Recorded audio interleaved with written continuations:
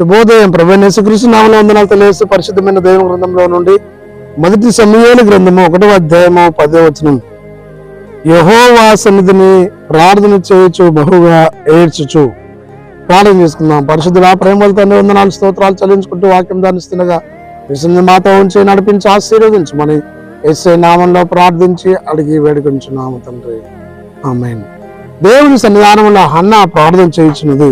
ఆమె బహు దుఃఖకాంతరాలై వచ్చి దేవుని సన్నిధిలో ఏడ్చి ప్రార్థన చేయించున్నది.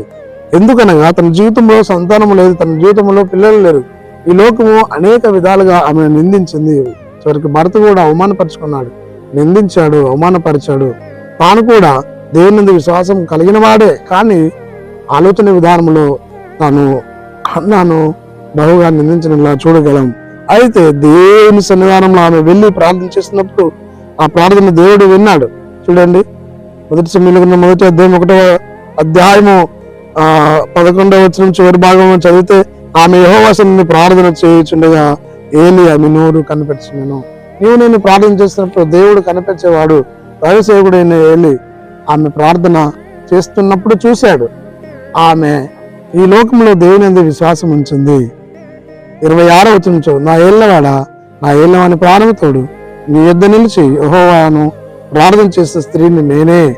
ఈ బిడ్డను దయచేయమని యెహోవాతో నేను చేస్తున్నమని ఆయన నాకు అనుగ్రహించను. దేవుని సన్నిధిలో ఆమె ప్రార్థన చేసినప్పుడు ఆ ప్రార్థన విని ఆమెకు చక్కటి కుమారుని ప్రభు అనుగ్రహించాడు.